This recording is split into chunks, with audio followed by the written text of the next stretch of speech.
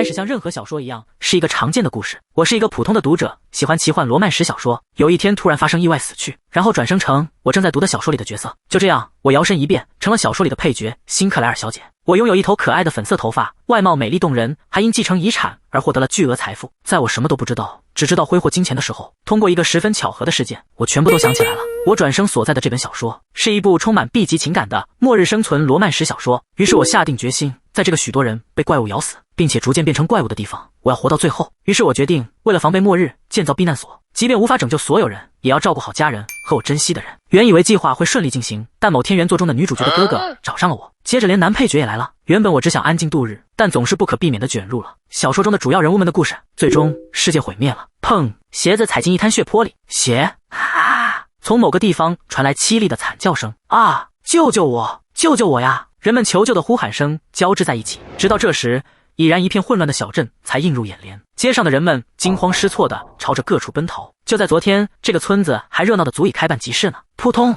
我被奔跑的人群撞倒，摔倒在路中间。模样怪异的怪物在人们身后紧追不舍。没错，虽然难以置信，但那就是怪物。许多人要么被怪物杀害，要么被咬后变成了怪物。我从地上一跃而起，朝着村子中央跑去。我看到一家武器店，它的玻璃门已经破碎了。为了避开奔逃的人群，我走进店里，找到一把斧子，一把我能轻松挥动的武器，然后走了出来。接着我毫不留情地朝这边跑来的怪物砍去，咔嚓！怪物绿色的血液溅了我一脸。我绝对不能这样死去，绝对不行！要解释这一切是怎么发生的，我们得回溯到大约3周前。这是一个有着等级制度、社交场合以及舞会的世界，让人联想起19世纪工业化时期的欧洲。然而，随着一种病毒的传播，这个世界即将毁灭。我的父母在3年前因一场意外离世，从此我孤身一人活在世上。我并不孤独，我继承的巨额遗产让我感觉不到孤单。钱是最好的东西。我并非贵族，但我生来属于资产阶级，比贵族还有钱，所以过得很幸福。我可以随心所欲地花钱，像个傻瓜一样玩耍。那天，我又如往常一样在鞋店疯狂购物，然后我哼着响亮的小曲穿过了主街。女仆苏珊娜提着满满当当的购物袋，艰难地跟在我身后，那模样十分引人注目，仿佛想不被注意都难。我听到了认出我的贵族夫人们的窃窃私语，那不是辛克莱尔小姐吗？她今天穿的裙子是谁设计的啊？那顶帽子真漂亮。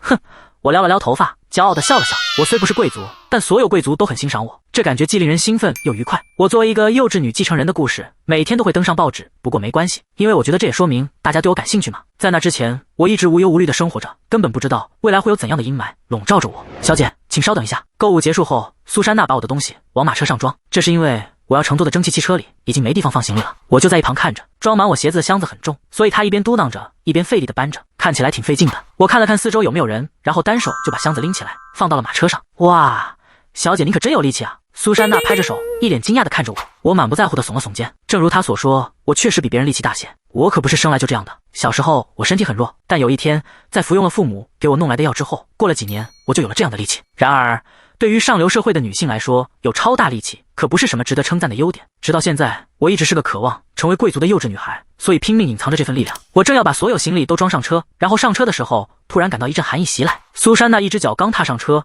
就看着我问道：“小姐，怎么了？”没，只是这不祥的感觉是怎么回事？一种奇怪的感觉突然好像将我笼罩了起来。我怀疑是不是自己的错觉，可当我试着再爬回马车的时候，我失去了平衡，摔倒在地，哐当，我的头撞到了地上，我甚至连叫声都被噎了回去。就在那时，记忆突然如潮水般从裂缝中涌了出来，这到底是怎么回事啊？就这样，我突然意识到了，我的天哪，居然发生了这种事！我有前世，而且我重生的这个世界正是我前世读过的一本小说里的世界，一本叫《末日世界中的爱》的小说。《末日世界中的爱》又名《末世恋歌》，讲的是女主角奥罗拉在世界毁灭后，召集她的男主角们组成一支生存小队去寻找解药的故事。在小说里，有各种各样的幸存者以及他们建立的生存营地，营地的规模就代表着权力，而小说的主角奥罗拉逐个征服这些营地，夺取他们的力量。而我彻里辛克莱尔的角色是一个给副男主带来危险，最终被病毒怪物咬死的，给大家添乱的配角。太荒唐了，在现实中被车撞死的很窝囊，这世界终究要灭亡吗？我现在该怎么办？别的且不说，世界的灭亡是无法阻止的吧？如果这是无法避免的事情，那就彻底准备好应对吧。我要打造一个在末日中抵御即将出现的怪物，保护自己的避难所。我拿过来苏珊娜送来的报纸，然后我开始逐章翻看报纸，找了很久，看了各种各样的报纸后，我终于找到了我要找的那篇文章。凯西先生家举行大规模葬礼，一位家族发言人透露，逝者是感染传染病的家族仆人，就是这篇了。果然和我前世记忆里的一样，凯西侯爵家正在发生一些事。在小说里，这篇文章在报纸上刊登3个月后，世界就会彻底毁灭。我赶忙查看了文章的发表日期，发现已经是2个月前的了。该死的，这什么情况啊？距离世界毁灭只剩下21天了，还不到1个月呢。现在可不是光躺在床上的时候了。首先要准备食物，比如粮食，接下来是资金。幸运的是，我很有钱。最后就是武器。这件事还是找那个人帮忙吧。我一打定主意，就先去找了家族律师哈里森。哈里森比我大10岁左右，对我来说就像个兄长。小姐，你这话是什么意思？武器？哈里森优雅地坐在办公室的沙发上，喝着茶，问道。他有着整齐的棕色头发，温暖的绿色眼眸。他推了推滑到鼻尖的眼镜，好奇地看着我。你怎么突然需要武器了？我想保护自己。哈里森静静地看着我，笑了。哈里森那样笑可有点不祥的意味。再多和我说说，这是怎么回事？你打算在哪儿用这些武器呢？哈里森语气温柔地问我，就好像在跟一个小孩子说话似的，仿佛在问你打算出什么意外啊？该死的，看样子没那么容易骗过他。要是我自己就能解决的问题就好了。我得请他帮忙去搞武器，而且是大量的武器。很明显，要是我自己去弄，肯定会引起注意的。能干的哈里森能把这事办得妥妥当当，不会出任何问题。没错，仅仅一想保护自己，这种站不住脚的理由是没法说服哈里森的。我直视着哈里森的眼睛，使出了浑身解数，表现出无比的真诚。有个家伙，我想开枪打死他。我说道。坐在对面沙发上悠闲品茶的哈里森动作停住了，但我很有信心。我说的非常真诚，想要打死威胁我生命的病毒怪物，这是很自然的想法呀。哈里森慢慢放下茶杯，抬起头来，光线照在他的眼镜上，反射出朦胧的光。那个人是谁啊？他边调整眼镜边问我。我可得好好回答这个问题。哈里森保护欲很强，所以他肯定会调查我的背景的。我一脸悲伤地拿出手帕，擦了擦并没有眼泪的眼睛。那个，我不想说出来。在我看来，这是个绝佳的对话选择。这样一来，哈里森就没法再多问我什么了。也许他会偷偷派人跟踪我，但那没关系，我只需要安全的为末日做准备就行。反正也没多少时间了。哈里森沉默了一会儿，看着他若有所思的眼神，似乎他在努力猜测之前提到的那个某某某可能是谁。沉默良久之后，他终于开口了。我明白了，你具体想要哪种武器呢？我还会给你安排一位教你如何使用武器的老师，像剑、弩或者斧子之类的，各种类型的都要。不过哈里森，我不需要老师。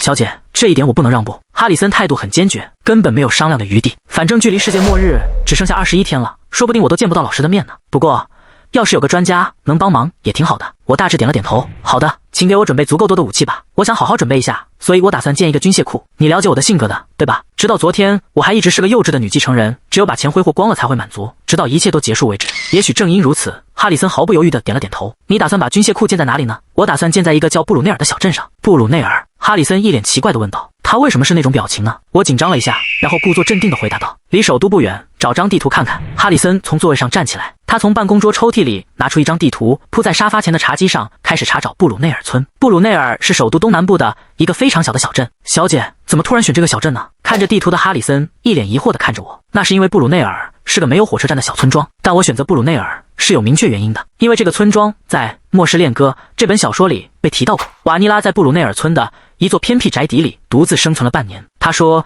这座宅邸很特别，他还补充说这是一座为生存而优化过的宅邸。书中是这样写的：世界末日最需要的就是粮食，女主角也是因为粮食不足，不能在一个地方停留很久。不过后来其中一位男配角解决了那个问题，但那与我无关。在小说里，奥罗拉等人到达那座宅邸并遇见瓦尼拉的时候，大约是末日之后半年了。瓦尼拉那座偏僻的宅邸是建在山上的一座堡垒，花园很大，很适合开辟成菜园。宅邸后面还有山，便于采集物资，自给自足才是生存的第一步。因此布鲁内尔非常适合生存。我前世的父母是务农的，我原本要继承的大片土地很肥沃，当然我自己从来没种过地，不过我偶尔也会帮忙干活，而且我在旁边看着也学到了一些东西，所以应该能行得通吧。小说里的主角们要过2年才能遇到那位能研制出解药的男主角，也就是那位科学家，所以我只要撑过2年就行。但哈里林这样下去会死，我绝不能让他死，他是我唯一剩下的家人一样的人。要是我把这些事告诉哈里森，他会相信我吗？我抱着就算失败也值得一试的想法，试着说道。哈里森，世界就要毁灭了，一场能把人变成怪物的传染病即将蔓延开来，我要去布鲁内尔为末日做准备。我都不想描述我说完这话后哈里森表情的变化了。你是不是又需要吃药了？要是你不喜欢在拉德珀希尔医院接受治疗，我们可以换一家医院。我觉得你最好还是在医院住几天，好好休息一下。哦，不，开玩笑的，我是在开玩笑呢。我刚刚做了个梦，太逼真了。我挥舞着双手向哈里森表明我没事。我父母去世后，我有过抑郁症状，所以吃了一段时间的药，没想到现在这倒成了阻碍了。我可不能被困在医院里面对末日啊！只要你没事就好。哈里森如释重负地回答道。毕竟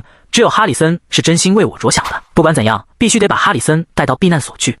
话说回来，哈里森，你能不能和我一起去布鲁内尔村呀？我对军械库了解不多，也没什么眼光。哈里森看着我，那眼神仿佛在说，既然你对武器了解不多，那干嘛还想着要建这么个东西呢？我实在没什么借口了，于是厚着脸皮直面哈里森。我会安排别人去的。不，我想和哈里森一起去，因为我必须无条件的把他带出首都。好吧，我也好久没和小姐一起出游了，那我就当是一次出游吧。哈里森的回答让我心里暗喜，一件已经解决了，武器和哈里森都搞定了，接下来该去银行取钱了。首都本顿的中央银行，我打算今天把能贷到的款全都贷出来。辛克莱尔小姐，您说您要贷款，没听错吧？我觉得我肯定是听错了。银行行长莫顿一脸难以置信地看着我，我则满脸笑容地回应着他，您没听错，就是这样。真的是要贷1亿金币的信用贷款吗？莫顿又问了我一遍，我毫不犹豫地点了点头。这笔钱用来为末日做准备，应该是绰绰有余了。其实只剩3周时间了，我都不知道能不能把这么多钱都花出去。不过既然有紧急情况，那就应该尽可能的动用所有可用的资金。莫顿一脸困惑的把文件递给了我，这是个例行问题，您贷款的用途是什么呢？我要用这笔钱作为应对末日的准备资金。如果您是受到了什么人的威胁，我可以私下联系哈里森、霍华德。行长一脸不相信的看着我问，我连忙说道，不是那样的啊，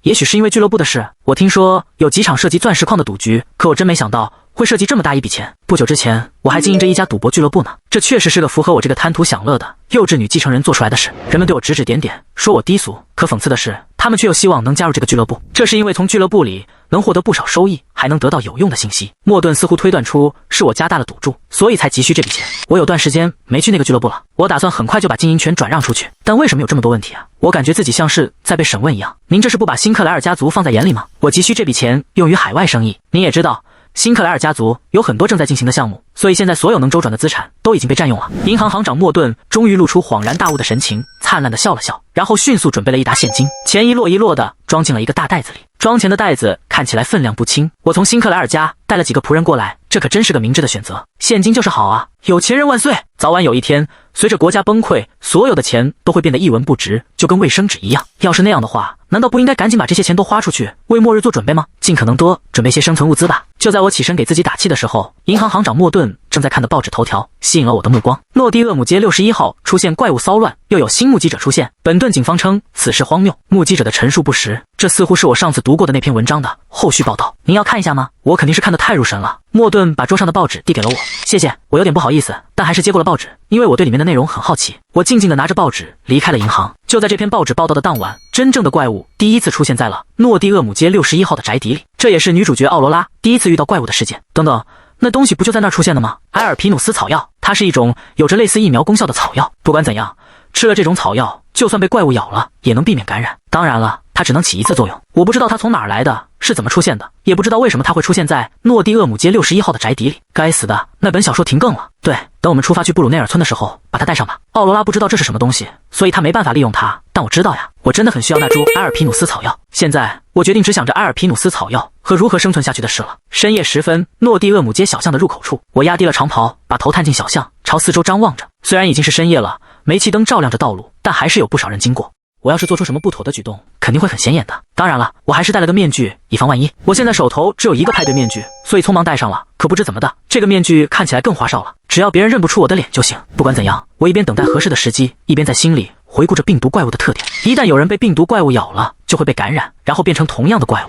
要杀死他，就得攻击他的脑袋。在小说中提到，被感染的人类会变成奇形怪状的怪物。不过他们还是有弱点的，他们视力很差，但听觉很敏锐，这意味着可以用较大的声音轻易地把他们引过来。而且他们怕火之类的高温物体，所以我想起了在电影里看到的办法，准备了燃烧瓶，把煤油装进酒瓶里，插上布条当灯芯，堵住瓶口，然后点燃，燃烧瓶就做好了。我买了一把斧子作为主武器，把斧子装进背上的鞘里后，还特意用一件宽大的长袍把它盖住，等它出现就扔出燃烧瓶把它驱散，然后用斧子砍它的脑袋。这是个完美的计划。听到一声轻轻的尖叫，我回过神来，那个穿着长袍一直在靠近的女人不小心绊倒了，她差点摔倒在地，脸都要贴到路面上了，但还是稳住了身子，然后迅速扫视了一下周围，确保没人看到她这副狼狈样。显然那个女人就是奥罗拉。我看着她在61号宅邸前探头探脑的，看起来挺危险的。不过她毕竟是主角，应该不会死也不会受伤，但这事儿谁说得准呢？病毒怪物马上就要在这出现了，不会出现在别的地方。在小说里，奥罗拉来到61号街，是因为有人给她寄了一封匿名信，来诺蒂厄姆街61号。到时候我会告诉你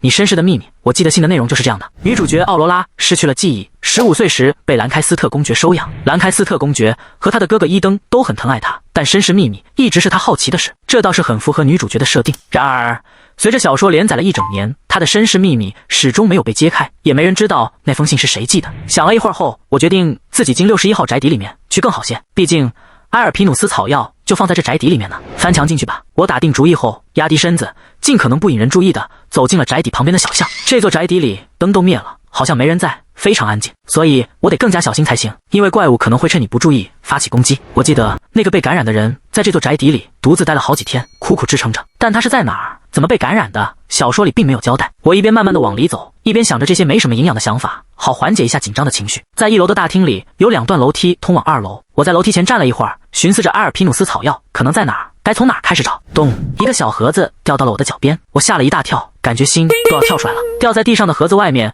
画着一种植物的图案，看起来就像只虫子，像虫子一样的植物就是它了，和小说里描述的相符。这就是我要找的装阿尔皮努斯草药的盒子。什么情况？从哪儿掉下来的？我把盒子收好，放进了腰包，然后我抬起头，目光和一个站在漆黑2楼栏杆处盯着我的男人对上了。男人大喊着从楼梯上跑了下来，结果跑到一半，脚下一绊，摔倒了，接着一路滚了下来，哐当，然后他就瘫倒在我面前了。什么？救命！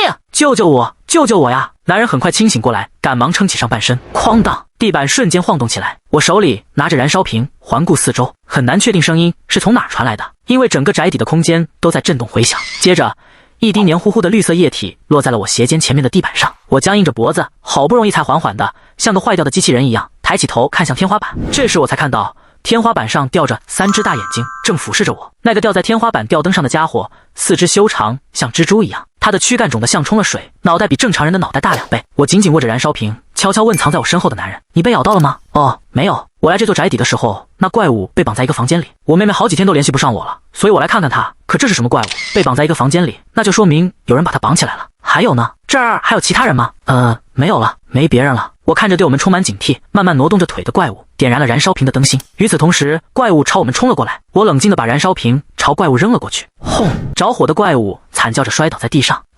他痛苦地挣扎着，救命啊！就在这时，那个腿瘸了的男人一脚踹开前门，跑掉了。对，跑吧，你在这儿终究是个累赘。我从背上抽出斧子，走上前去，准备砍掉怪物的脑袋。结果那机灵的怪物径直从敞开的前门跑了出去。该死的，别跑！我发疯似的追着那穿过院子朝大门跑去的怪物，他跑的方向正好是奥罗拉所在的那边。危险，躲开！我希望奥罗拉能听到，便使出全身力气大喊，跑得气喘吁吁。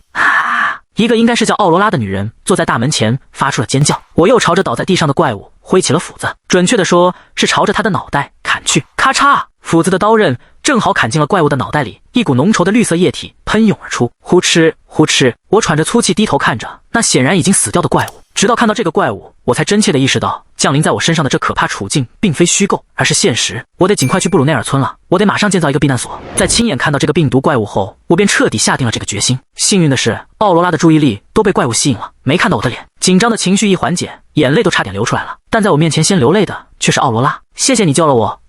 奥罗拉握着我的手，又惊又喜，眼泪止不住的流。我都不敢想象，要是没有你会发生什么事。你是我的救命恩人呀！他抓着我的手，哭个不停。我问道：“你看到从这房子里跑出去的那个男人了吗？”他往那边跑了。听到我的询问，奥罗拉指着小巷尽头说道：“看来那个人已经跑远，不见踪影了。不过庆幸我救了他。虽说发生了很多意想不到的事情，但计划成功了。我还拿到了阿尔皮努斯草药，而且干掉了怪物，没有造成人员伤亡。”这时我一脸为难地看着奥罗拉，这是因为有几个路过的人正围聚过来。虽然他们看不到我的脸，但我戴着兜帽和面具，还是有点焦虑不安。我正想离开，突然谁在那儿？这时从某个地方传来了一个低沉的声音。一个男人走到了奥罗拉身后，手里握着一把左轮手枪。哇，他可真帅啊！一件领口紧束的衬衫搭配剪裁合身的警服，单看他的样子，我就感觉自己猜出他的身份了。他正是奥罗拉的哥哥伊登·邓肯·兰开斯特。该死的，这家伙怎么在这儿？他不仅能力出众，而且身上拥有能终结这场灾难的病毒抗体，所以他是个绝不能死的角色。不过只要待在奥罗拉身边，伊登就不会死，至少我读过的小说里是这样写的。他可是奥罗拉的得力助手。与此同时，伊登似乎也察觉到了，拉着我手的这个女人就是奥罗拉。奥罗拉，你这个时候在这儿干什么呢？伊登急切地问他，完全没把我放在眼里，好像根本不在乎其他人似的。哥哥，你怎么在这儿呢？我在巡逻呢，接到了报警。他一边回答，一边环顾四周，看到了破损的大门以及门前那只死掉的怪物，便举枪对准了怪物。我得在伊登和奥罗拉发现我是谁之前赶紧离开这儿，要是我说了什么被他们察觉到或者发现我是彻里·辛克莱尔，那我可就有麻烦了。所以我尽量不做出任何引人注目的举动。这位先生救了我的命，与我的意愿相悖，奥罗拉又向伊登提起了我的存在。伊登的目光径直朝我看了过来，我甩开奥罗拉的手，迅速跑开了。我可不想明天的日报头条上除了奥罗拉的名字还出现我的名字呀。等等，救命恩人，你去哪儿呀？奥罗拉如悲剧爱情女主角般可怜的呼喊我，像寻找灰姑娘的王子那般急切。求求你，告诉我你的名字，请告诉我你的名字呀！我边跑边想，我不想再跟你们有更多牵扯了。站住！伊登朝我大喊，但要是在这儿停下被抓住，那场面就更可疑、更奇怪了。事已至此，已经没有回头路了，我必须跑掉。于是我咬紧牙关，继续跑。然而伊登身体素质优越，体力极佳，他铁了心要追上我，我们之间的距离不断缩小。伊登为什么要追我啊？该死的，动动脑筋啊！撤离！我一直留意着伊登的动静，可后来就没声音了。什么情况？他去哪儿了？不知为何，周围好像比之前更黑了，就好像有片阴影笼罩在我头顶上。我怀着不祥的预感，抬头看了一眼，结果我的目光和低头看着我的那双蓝色眼眸对上了。我愣在原地，一屁股坐到了地上。伊登伸出手，长臂一伸，抓住了我长袍的后摆。该死的，我怎么总是这么倒霉啊！谢谢你救了我妹妹，不过这样逃走实在太可疑了。要是我一直待在那儿，我敢肯定你肯定会急切的想弄清楚我是谁，而且他之前还像个彬彬有礼的绅士那样用敬语，可就因为我逃跑了，立马就不用敬语了，还把我当成罪犯对待。伊登从后面抓住我，把我往外拽的时候，我揪住兜帽的边缘，不让别人看到我的脸。就在伊登抓住我兜帽边缘的时候，远处传来一声尖叫，看起来奥罗拉那边好像出什么事了。伊登尴尬的犹豫之时，我甩开他又跑了起来。该死！我能听到伊登一边咒骂，一边在我逃跑的方向和传来奥罗拉尖叫声的方向来回张望。然后我突然意识到，别着我长袍下摆的胸针不见了。又不是灰姑娘，你干嘛把它吊在那儿？撤离！我想回去找，心里懊恼自己太粗心了。可伊登已经捡起了掉在地上的胸针。伊登端详了那枚胸针一会儿，把它放进了警服的上衣口袋，然后朝着奥罗拉所在的方向跑去。我叹了口气，在位子上坐了下来。伊登捡起来的那枚胸针上并没有刻着辛克莱家族的文章，但对我来说，它可比那重要多了。那是我已故父亲送我的礼物，那是一枚镶着红锂电气石的胸针，宝石颜色和我的头发很像，周围金花颜色和我的眼睛相仿，背面刻有 CES 首字母缩写，但你根本想不到，那缩写是撤离辛克莱。因为众所周知，我不会在昏暗小巷抓捕怪物。就在这时，苏珊娜来敲门了。小姐，兰开斯特家的伊登先生打电话找您。伊登？喂，为什么身份如此高贵的人会打电话给我？他说事关机密，想亲自和您谈谈。考虑了一番情况后，我决定好行动方案，然后告诉苏珊娜，就说我不在，说我去旅行了。这也不算说谎，我确实要离开了，我马上去避难所了。苏珊娜点了点头，当然我会这么做的。还有，这是今天的报纸，您把所有东西都收拾好了吗？给了苏珊娜一个大致的答复后，我便拎着行李迅速离开了。我可不能在这儿平白无故的和伊登牵扯上关系，赶紧跑吧！我在辛克莱宅邸前等蒸汽机车的时候问苏珊娜：“苏珊娜，你东西都收拾好了吗？”听到我的问题，苏珊娜面带严肃的微笑点了点头：“是的，收拾好了。我跟女部长说一声，很快就下去。”我知道这挺突然的，谢谢你，苏珊娜小姐，您去哪儿我就跟到哪儿。她说她和我一样都没有家人了，所以没理由留在首都。明白了，我会在布鲁内尔等你。好的。那我得趁还不算太晚回复伊登先生。我和苏珊娜道别后，登上了驶来的车厢。我拿出报纸，心想要不要查一查有没有关于怪物的文章呀？在本顿的首府诺蒂厄姆街61号发生了一起神秘事件，受害者是兰开斯特家的年轻小姐，跟我想的一样，那声尖叫是奥罗拉发出的。真没想到，那个总是面带微笑、幸福快乐的年轻小姐，居然会遭遇这种事。我确实预料到了，但报纸上确实没提到怪物的事，有人在故意隐瞒这起事件，肯定是这样的。当时可是有那么多目击者呢，然而报纸上对此却只字未提。即便我说出真相，只要没有证据，我只会被当成一个疯女人。就连哈里森都建议我去医院看看，那其他人又会是什么反应呢？我所知道的唯一幕后主谋就是已经死去的凯西侯爵，而如果我真的想要调查这个案子，揭露真相，并阻止事态进一步恶化，但我没有足够的时间了，因此我应该先前往布鲁内尔。与此同时，诺蒂厄姆街61号，一个身着深蓝色警服的男人正靠在61号宅邸的墙上，手里拿着一份摊开的报纸，快速浏览着报纸上的文章。独家报道：辛克莱家族的女继承人1亿金币银行贷款，这是引领辛克莱家族的下一任女王的宏伟蓝图，还是落日的悲歌？今天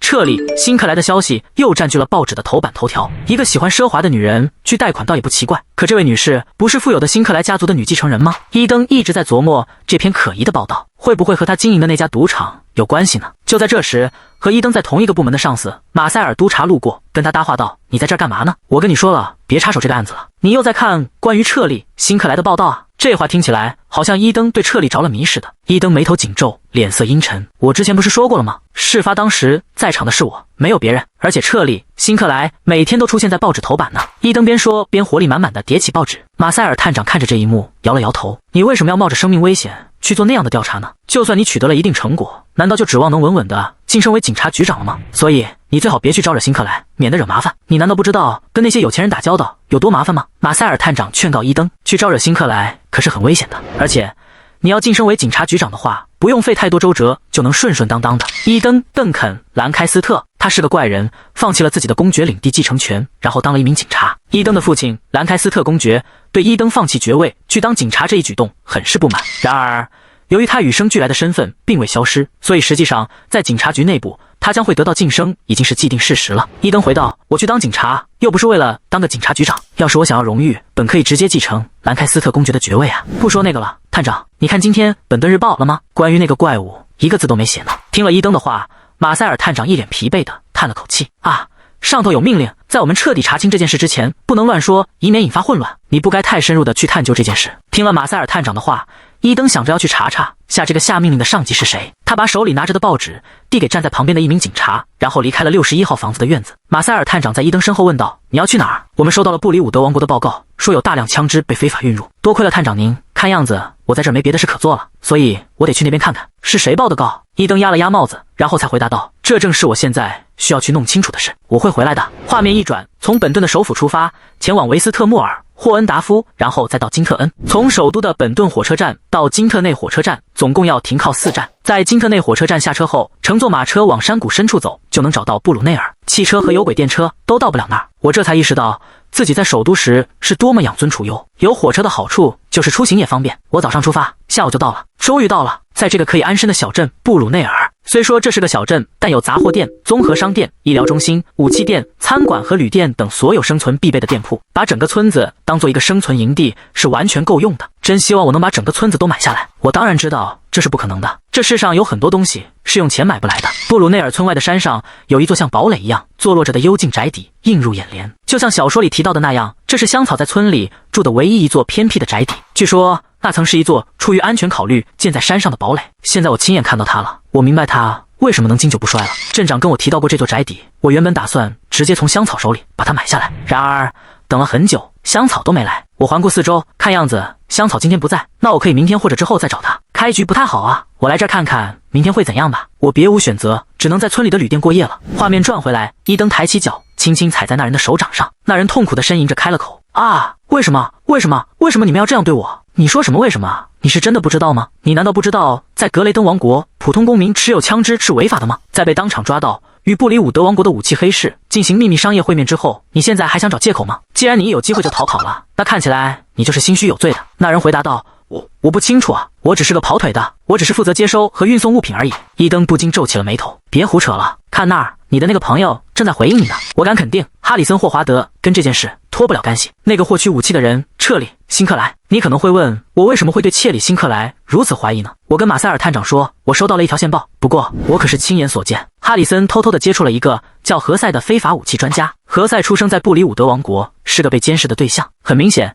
在这件事上，有人在给哈里森撑腰。当我试图向辛克莱家族核实此事时，他们回避与我接触。在借了1亿金币之后，辛克莱家族的唯一继承人就消失了。这真的会是巧合吗？伊登问完这些问题后，冷静地等着，直到那人张开了嘴。最终，那人开了口：“我只听说彻利·辛克莱今天动身去了布鲁内尔，我就知道这么多了。”伊登又问：“今天还有布鲁内尔在哪儿？”我不清楚啊，我只知道那是个非常小的镇子，甚至都没有火车站。又经过几番威胁和折磨，这人再也提供不出更多信息了。看样子他确实是不知道更多情况了。伊登只好把他移交给警察局，然后准备自己动身前往布鲁内尔。彻利·辛克莱为什么要去一个没有火车站的乡村小镇呢？如果彻利·辛克莱真的订购了大量的枪支，这真的让我很好奇是为什么。画面转回，距离世界末日还有19天，布鲁内尔村唯一的一家餐馆。我坐在露天平台上，展开昨天从邻村空运过来的报纸。独家报道：彻利·辛克莱，这位以海外商业资金名义借贷1亿金币的女继承人，所谓没有实质业务的海外生意究竟是怎么回事？独家报道：彻利·辛克莱行踪不明，他现在身在何处？正在核实他是在逃还是失踪。报社肯定是因为我最近不去参加派对闲得慌了，不过以后不会这样了，尽管去大肆报道吧。一旦世界末日来临，你们就再也没办法这么兴奋的舞文弄墨了。倒是一想到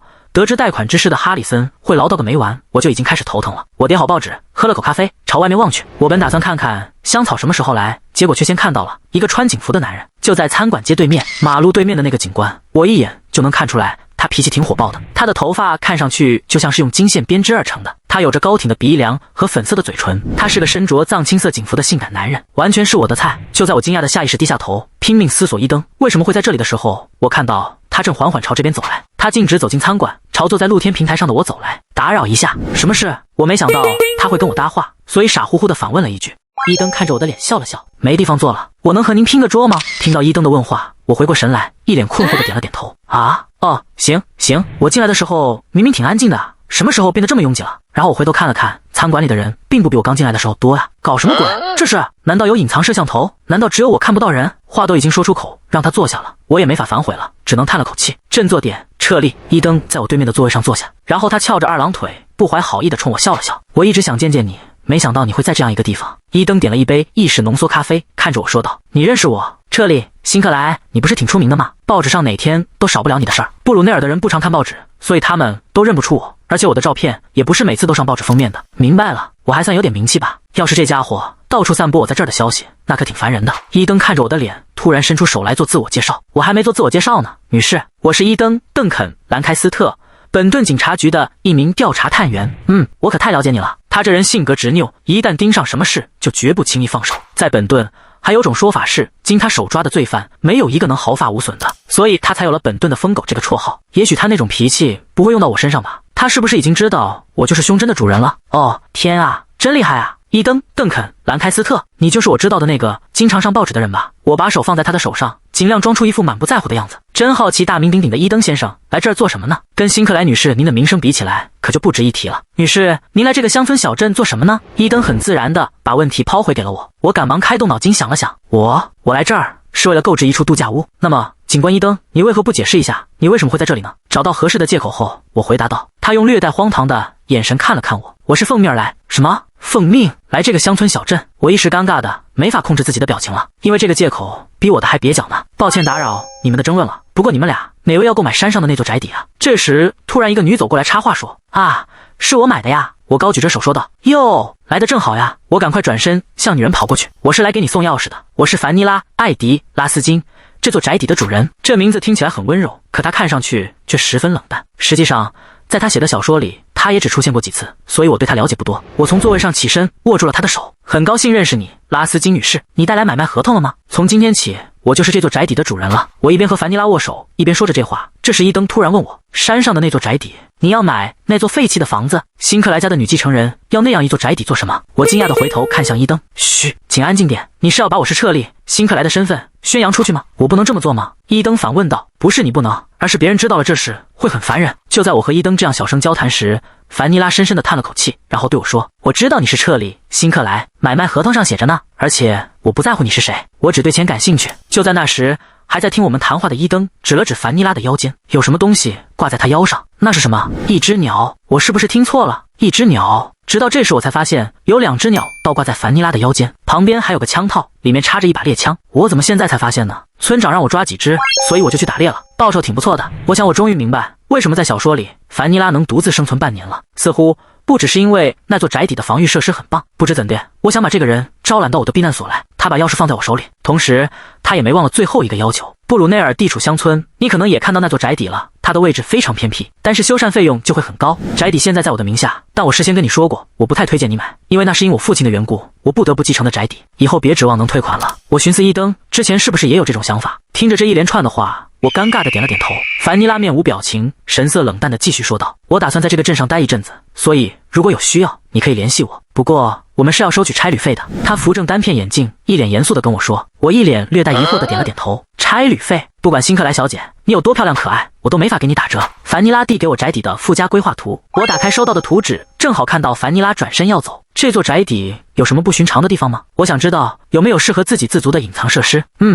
我确实不太知道有哪些隐蔽设施。我仔细观察凡妮拉的表情，她好像真的什么都不知道，所以我有点气馁。在小说里，凡妮拉明确地把那座宅邸描述成很特别的，它是一座为生存而优化过的宅邸。然而我在凡妮拉提供的平面图里没看到任何特别的东西。难道她便于自给自足仅仅是因为位置的原因吗？但她为什么跟着我？当末日降临的时候，伊登必须和奥罗拉一起待在首都。对此唯一的解释就是他发现我是那枚胸针的主人了。想到这儿，我转身问道：“打扰一下，你为什么一直跟着我？没有确凿的证据，你不能把我怎么样？你有搜查令吗？因为这房子处在很偏僻的地方，看起来很适合偷偷藏匿枪支什么的，藏匿、挪用商业资金之类的。”哦，我就是自言自语罢了。他满不在乎地回答着，还笑了笑。我不知道你在说什么，你肯定对这座宅邸很感兴趣，那你可以去宅邸周围看看，然后就走吧。我不耐烦地说着，话说到一半突然住口了。等等，你说枪支，那可是违法的呀。以他的性格，不可能无缘无故提起这种事，他从不说那种没用的话。我想起了和哈里森的对话，各种各样的东西。这么一想，当初让哈里森送来各种各样的武器时，我就该意识到他是那种会送来各种枪支的人。该死，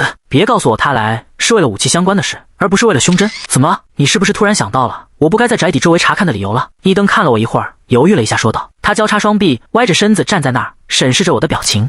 当然了，一个男人进一个单身女人住的房子，这算怎么回事？我可不单单是个陌生男人，我是一名警察。你是想说警察就不是陌生男人了吗？男人就是男人呀，要是你没有搜查令，那你们就全都是外人，都是野蛮人。伊登一脸难以置信的表情看着我，我兴高采烈的把手放在腰间，大声喊道：你那样跟着我就是个野兽！我趁他发呆，迅速往山上跑去。我用钥匙打开宅邸的大门，走了进去，用门栓把门紧紧锁上，然后叹了口气。也许我应该给首都的哈里森打个电话。我静静地站在花园中央，凝视着我买下的这座宅邸的外观。宅邸有2层楼高，部分外墙明显已经破败不堪，花园很久都没人打理了，杂草丛生。在开始清理之前，我觉得得给这座宅邸取个名字，不然的话，我怀疑自己很难对这个破败的地方产生什么感情。窃立的临时庇护所，我满怀雄心的制作了一个牌子，但上面的文字感觉平淡无奇，缺乏创意。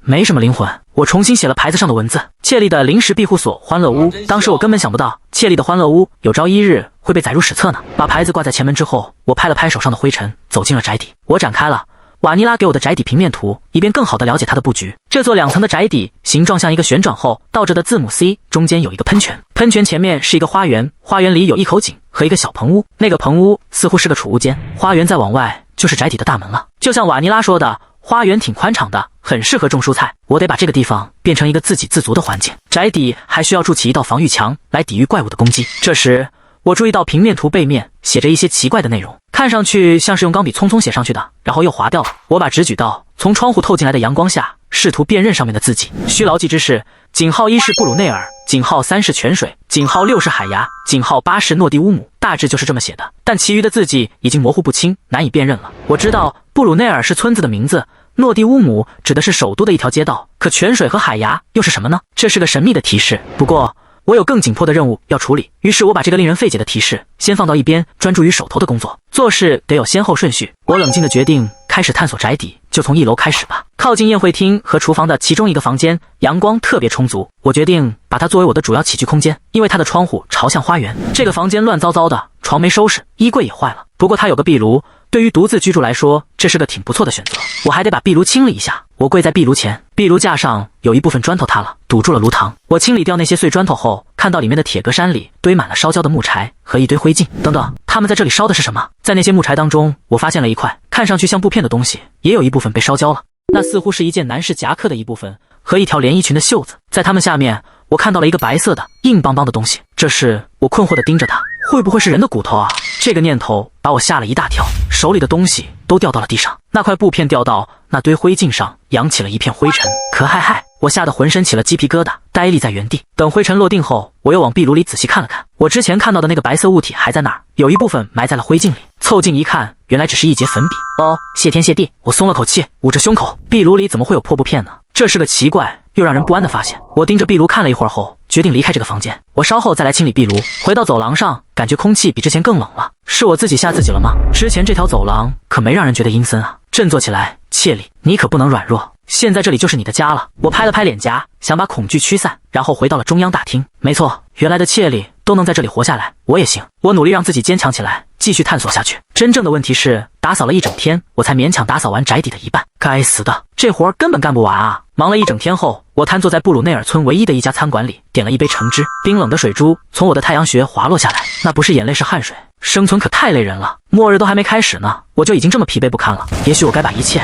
都告诉哈里森。该死的，我每天都要为这事纠结几十次，但一想到世界末日来临的时候，自己被关在医院里，我就立刻抱住了脑袋。不能那样。什么不能那样？伊桑从报纸边缘上方看着我问道。他就坐在我对面，一如既往的悠闲自在。我干笑了一声，嘿，你不回家吗？伊登朝我笑了笑，这里现在就是家了，布鲁内尔警察局就是我的岗位，我在执勤呢。在我看来，这哪算执勤啊，更像是在偷懒呢。行吧，随便你，祝你好运。我心不在焉地回答道，避开了他的目光。就在这时，我的橙汁送来了，而送饮料的服务员居然是我认识的人。哦，拉斯金小姐，瓦尼拉·埃迪·拉斯金，那座宅邸原来的主人。需要说明的是，在格雷顿，拥有由3部分组成的名字意味着出身贵族，就像伊登、邓肯、兰开斯特一样。你在这儿干什么呢？我问道。而端着托盘的瓦尼拉坚定地回答道，做兼职。等等，他不是贵族吗？我把到嘴边的问题又咽了回去，担心这样问可能会显得很无理。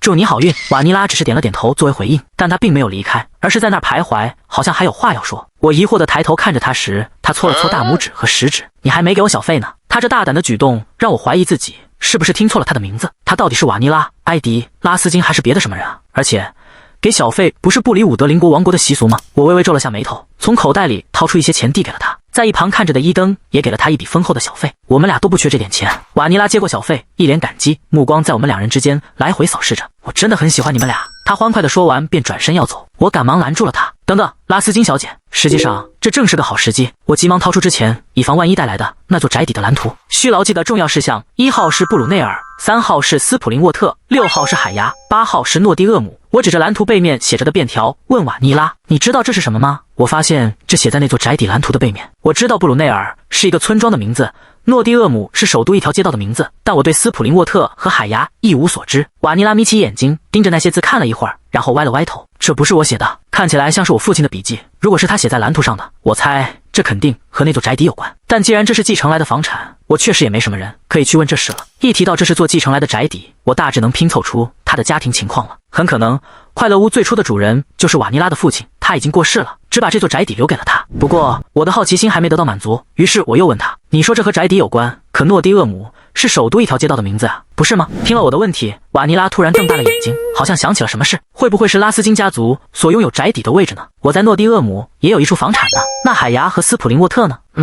我不清楚海牙和斯普林沃特是什么呀？瓦尼拉歪着头，坐在我们对面的伊登一直在小口喝着他的意式浓缩咖啡，听了我们的对话后，这时插了句话：“会不会指的是海牙街呢？”他在维斯特莫尔车站附近。听了伊登的解释，瓦尼拉用力的点了点头。哦，我想起来了，维斯特莫尔海牙10号，那是我的另一处继承房产。但斯普林沃特我还是不知道，要是之后我想起来了，我会告诉你的。顺便问一下，你觉得名字前面的数字是什么意思呢？我再次提出这个问题时，伊登和瓦尼拉似乎都答不上来，两人都耸了耸肩，一副不知道的样子。不知道。瓦尼拉的兴趣似乎减退了，回应也变得没那么热情了。说实话，如果这张便条只是拉斯金家族名下房产的清单，我也没理由过于好奇了。好吧，谢谢你的解答。我把蓝图折起来，塞回连衣裙的口袋里，然后喝完了剩下的果汁。餐桌对面，伊登正在看报纸，我专注地盯着他看时，他放下了报纸。你看过这个吗？车里女士，你看起来让人捉摸不透，所以我找了几份报纸来了解你。然后我发现了一篇有意思的文章。伊登把报纸放在桌上，指着一篇文章，报纸头版上是我的照片。辛克莱家族继承人彻里·辛克莱，史上最差板球运动员。这个标题太眼熟了。标题下方是一张我穿着队服，手持板球拍，脸上挂着灿烂笑容的照片。照片上的面容看起来很年轻，这也不奇怪，毕竟是份旧报纸了。你从哪儿找到这个的？伊登没有回答，而是说道：“你只以正式身份参加过一次板球比赛，是有原因的吗？你看了那篇文章还没明白吗？我的技术顶多算是中等水平，结果后来我才发现是我父母偷偷给球队捐了款，所以我那个赛季才能参赛。我当时并不知道这事，现在回想起来，那个俱乐部当时也需要我所拥有的辛克莱这个姓氏。我现在知道了，因为从那以后已经不止1-2个人因为同样的原因来找过我了。我心想，如果当时我有这超人般的力量，情况可能就不一样了。我用手帕轻视眼角，假装被打动了，当然并没有真的眼泪流下来。由于我的名声，我常常遭受很多误解，要是人们觉得我在自己的宅邸里藏着枪，那也一点都不奇怪。我可不会傻乎乎的以为这些话对他能起作用，但那又怎样呢？我对自己坚持下去的能力也很有信心的，我会挺过去的。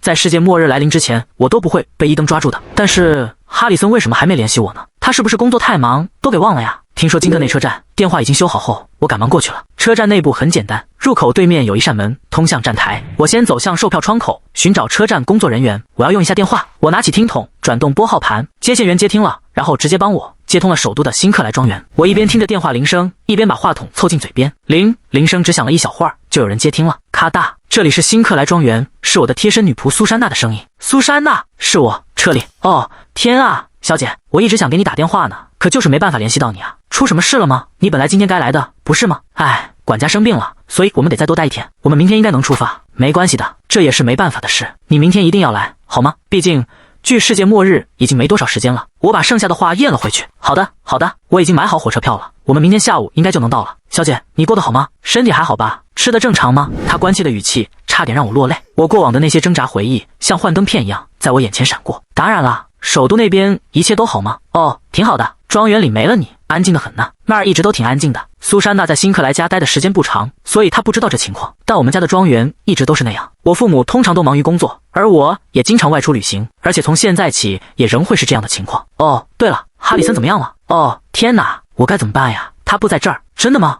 他说什么了吗？我给他寄了封信，可还没收到回信呢。哦，这挺奇怪的，我们没收到过你的信呀，小姐。哦，现在想来，我最近听说了一些传闻，说是邮递员在地区之间往返时失踪了。等等，什么？这是什么意思啊？邮递员失踪了？你在说什么呢？你没看新闻吧？最近有好多人失踪或者被某个陌生人残忍杀害的报道呢。如今这世道真是越来越危险了。小姐，你晚上出门可得格外小心啊！被某个陌生人残忍杀害。我紧紧地闭上了眼睛。谢谢你告知我这些情况，苏珊娜，你自己也得小心点呀。现在，请帮我给哈里森带个话，让他亲自把那件东西带到这儿来。那次事件很可能是由一个怪物引起的。看起来，尽管在我看来事情有些含糊不清。没错，伊登在不在这里并不重要，我必须活下来，只能依靠我自己的力量，而不靠其他人的力量。与此同时，布鲁内尔村中心的警察局里，伊登正坐在那儿翻阅着村子及其周边地区的案件卷宗。维斯特莫尔都市传说案，去年的一份卷宗尤其引起了他的注意，可能是因为彻利和瓦尼拉提到过维斯特莫尔的缘故吧。去年开始流传开来的维斯特莫尔都市传说案在警界相当出名，维斯特莫尔至少有10名居民失踪了。大约在去年的这个时候，开始有报告称，每晚都能听到从维斯特莫尔一座废弃房子里传出的尖叫声，尖叫声过后总会传来动物的嚎叫声。然而当警察赶到并对那座废弃房子进行彻底搜查时，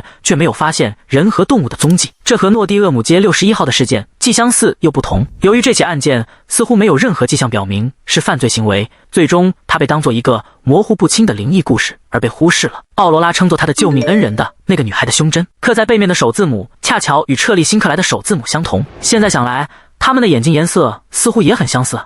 我到底在想些什么呀？彻利辛克莱是个什么样的人呢？她总是出现在报纸的头版上，是辛克莱家族的女继承人。她喜欢奢华的派对，花钱如流水。她处在每一个流言蜚语的风口浪尖上，身后留下了一连串的丑闻。那个被人们认为没有资格领导辛克莱家族的败家女，她属于我最瞧不起的那类人。尽管她的失踪可能颇为可疑，但她是保护了我妹妹的救命恩人。不，那两个人根本不可能是同一个人。彻利辛克莱不仅会避开这样一个偏僻又简陋的地方，他还是那起枪支走私案的嫌疑人。他与正直之人相差10万8千里。我是不是也对他抱有偏见了？伊登想到这儿，咂了咂嘴，突然传来一阵笑声，响亮喧闹的笑声，是从警察局里面传出来的。几个村民聚在那儿聊天呢。嘿，那是什么？就在这时，村民们的注意力转向了警察局外面。伊登也很好奇，抬头看去，透过敞开的门，他看到了一幅奇怪的景象。一个女人正毫不费力地拖着4个用绳子捆着的巨大稻草人，他们的目光透过敞开的门交汇在了一起。哦，你们都在这儿呀？哈喽！彻利欢快地朝他们挥了挥手，语气很是友好。你为什么拖着那些稻草人啊？杂货店老板鼓起勇气问彻利。他耸了耸肩，回答道：就是练习一下呗。练习什么？哎呀，你懂的，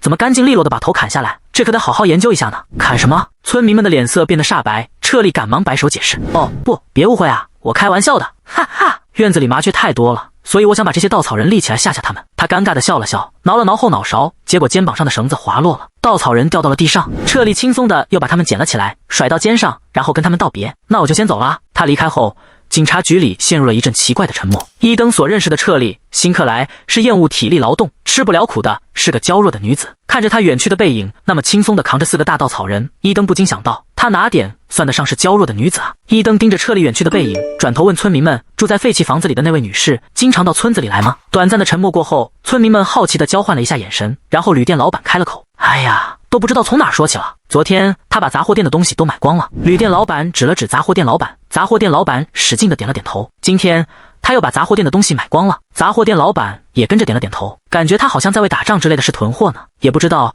住在废弃房子里的那位女士哪来那么多钱。听到这话，伊登忍不住想笑。对彻利辛克莱来说，那样的花销可能根本不算什么。不过这位新来的年轻人为什么对住在废弃房子里的那位女士这么感兴趣呢？为什么？这不是明摆着的吗？那位女士可是美若天仙啊！伊登一时语塞。确实，彻利辛克莱是个绝世美人，这一点无可否认。但外表可不是关键所在，不是吗？是啊，我这辈子都没见过如此耀眼的面容呢。一颗糖心，没错，她就跟糖心一样漂亮。伊登对这个甜腻的比喻打了个哆嗦。他虽然隐约能理解这种情感，但就是不明白为什么大家都把彻利比作糖心。哎呀，你知道的，咱们这位年轻警官本身也是个抢手货呢。他们俩挺般配的，看上去他就像只迷路的小狗似的，一直跟着那位女士转呢。我可从没做过那样的事。伊登眯起眼睛，立刻流露出不悦之色。镇上的居民们像之前一样，又交换起了眼神。那些眼神让他很恼火，但他还是选择无视，从座位上站了起来。你要去哪儿？警督汉斯看到伊登，抓起搭在椅子上的夹克，开口问道。伊登懊恼地咂了咂舌，戴上警帽，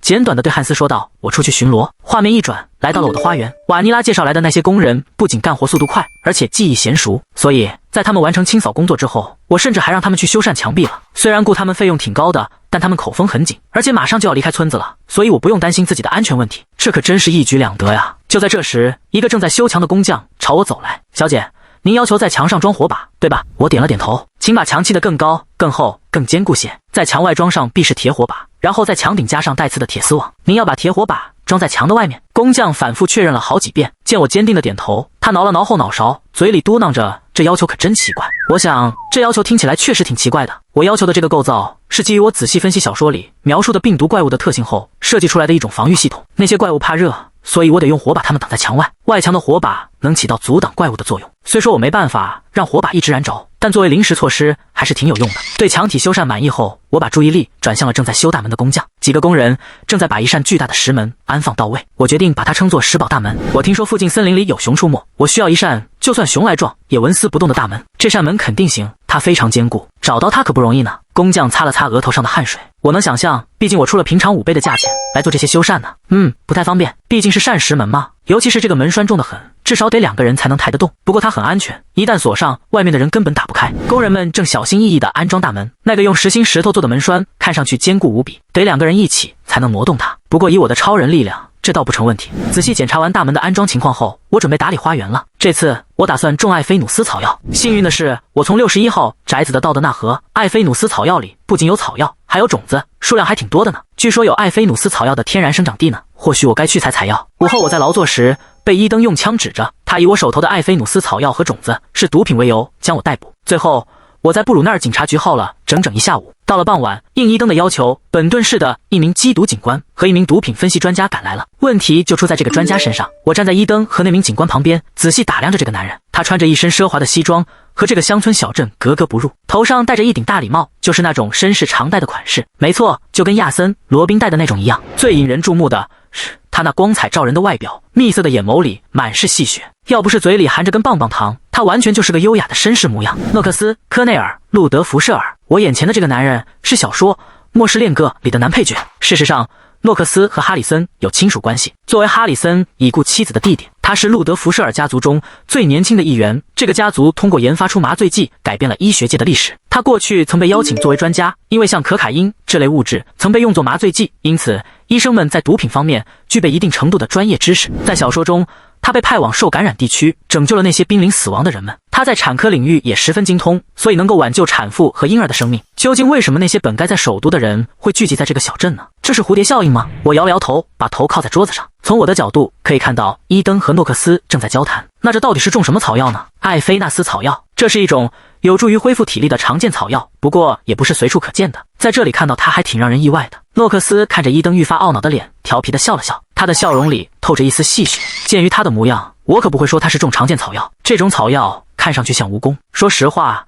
很难想象这样一种草药能用作疫苗。这时，我被伊登带到警察局的消息传遍村子，现在大家都聚过来盯着我看呢。很快，他们的注意力就从我身上转移到了诺克斯身上，还在彼此间窃窃私语。那位医生好像真的很有名呢，我听说他是路德福舍尔侯爵家族的小儿子，你能相信吗？我这辈子都没见过真正的贵族呢。不好意思，不过站在他旁边的那位警官也是贵族哦，而且他的爵位比诺克斯还高呢。我正叹气惋惜时，伊登和缉毒警官谈完后，带着略显严肃的表情朝大门走去。村民们察觉到伊登严肃的情绪，开始一个接一个的悄悄离开警察局。除了诺克斯，伊登走到大门口，把门关上了。什么？他为什么把门关上了？你现在是要认真深究下去吗？你自己都听到了，这是一种草药呀。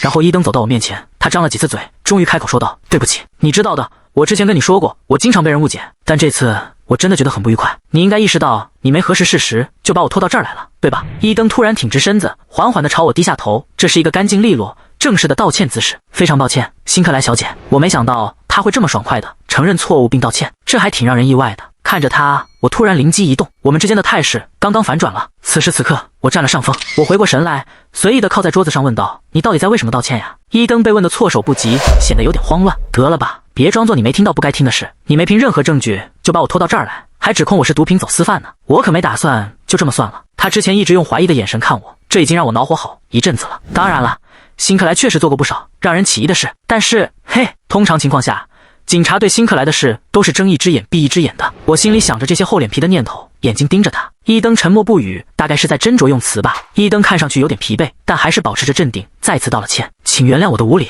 我误会您了，彻莉小姐。当然了，我也没指望这就能立刻消除伊登对我的所有不信任，但至少目前我有信心，他不会再盲目的怀疑或者指控我了。现在想来，这或许对我还挺有利的。如果你真的感到抱歉，那不如帮我个忙吧。什么？伊登扬起一边眉毛，一脸疑惑地看着我，那表情好像在说你能需要我帮什么忙啊？事已至此，在世界末日来临前，我不妨好好利用一下伊登。我现在要忙的事太多了。经过一番威胁，伊登终于同意了。随后，伊登不紧不慢地跟着彻莉往山上走去。不多时，来到了彻莉的宅邸。请进，彻莉说着，为诺克斯推开那扇沉重的石门。他们穿过大门，走过宽阔的花园。耕种工作就是你需要帮忙的事吗？伊登问道。你以为只是耕种的事啊？我现在正在修缮我的房子呢，而且严重缺人手。因为你突然把我拽走了，我的工作被进一步耽搁了。现在我处境很艰难啊。这倒是实话，我忙得很，1小时都浪费不起。你要是不帮忙，我就向媒体爆料，说伊登·邓肯·兰开斯特无证拘留了一名无辜平民。无辜平民？伊登盯着我，说不出话来。大家都爱议论我，你知道的。要是我爆料了，事情很快就会闹大的。你觉得呢？迎着我坚定的目光，伊登终于点了点头。好吧，这是我的错。作为一名警察，我会承担责任的。正在这时，听到一声，假装我不存在，这有点伤人了吧？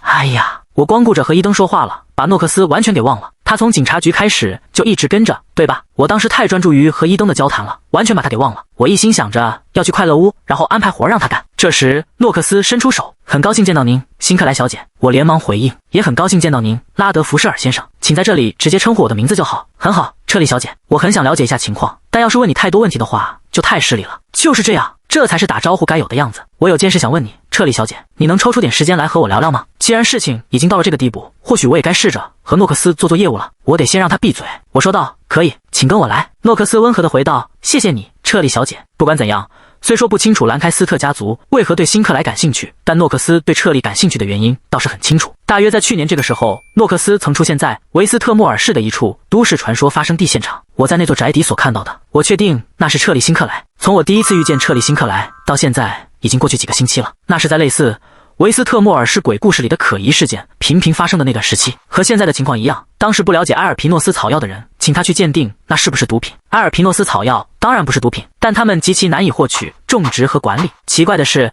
在维斯特莫尔市的海牙街10号发现了大量的埃尔皮诺斯草药。诺克斯甚至还请了一位毒品调查员去追踪这种草药的交易情况，似乎有人在反复买卖埃尔皮诺斯草药的种子。最近的一笔交易指向首都本顿的诺蒂厄姆街61号。调查员汇报说，而就在那天，诺克斯在诺蒂厄姆街61号的那座宅邸目睹了不同寻常的一幕。原本静谧的宅邸一阵骚乱，接着一个男人从前门冲了出来。这是怎么回事啊？他看上去像是在逃跑啊！在那之后，我思索了好几天，但我只能得出一个结论：埃尔皮努斯草那些可疑事件，甚至是那不知从哪儿冒出来的怪物，所有这些事都是相互关联的，包括彻莉辛克莱是如何用斧子砍碎那个怪物的。而这就变得非常有意思了。正在这时，我们走进了快乐屋的1楼大厅。诺克斯摘下帽子，双手背在身后，从容地审视着大厅。你真的住在这座宅邸里吗？我凑近诺克斯，小声说道，请不要把我在这里的事告诉任何人，要是你说了，我可不会让你离开这座宅邸。作为交换，你得回答我，你来这儿的真正原因，你到底做了什么，以至于要躲在这里？只告诉我就行，我会替你向兰开斯特保密的。诺克斯温和地笑了笑，表情很亲切。诺克斯的话让我感觉有点不对劲，我不禁深深皱起了眉头。这家伙是个变态吗？我本能地朝他后退了几步，诺克斯却突然大笑起来。开个玩笑而已，只是个玩笑啦。真的吗？真的只是个玩笑？你这话听起来怪怪的。我又往远离诺克斯的方向退了几步，警惕地看着他。那么你这么做的理由是什么？回答我。他不依不饶地问道。只是个爱好罢了，我的生活里除了钱就没别的了，所以我想找点更刺激的事儿做。哎呀，我都对自己这番话佩服不已了。这么有说服力的解释，谁会不信呢？诺克斯瞪大了眼睛盯着我，愣了一下，眨了眨眼。我还以为贵族们不喜欢炫耀财富呢。就在这时，伊登从左边的走廊出现了。你们俩在聊什么呢？这次我完全把这家伙给忘了。哈，我要疯了！为什么每个人都这么烦人啊？这时，诺克斯嘴角挂着一抹得意的笑，说道，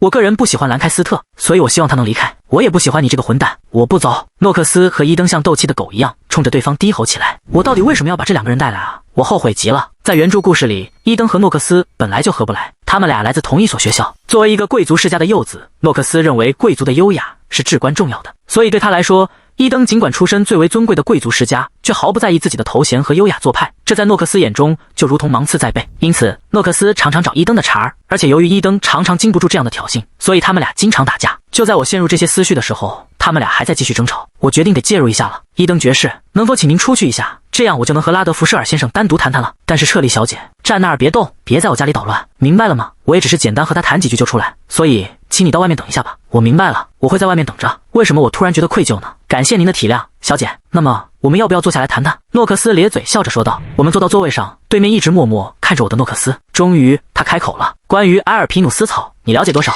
他为什么问我关于那个的事啊？这问题出乎我的意料。说实话，了解不多，我就是在街上捡到的，我不太确定他的动机。简短的回答道。诺克斯双手手指交叉，托着下巴凝视着我，他的目光慵懒却又锐利，就像捕食者在观察猎物一样。然而当我们目光交汇时，他又纯真的笑了起来，像只摇着尾巴的小狗。房间里弥漫着一种紧张的沉默。我把伊登打发走，是不是做错了？我开始后悔自己的决定了。虽然伊登之前充满怀疑，又过度保护我，但有他在身边还是让人安心些。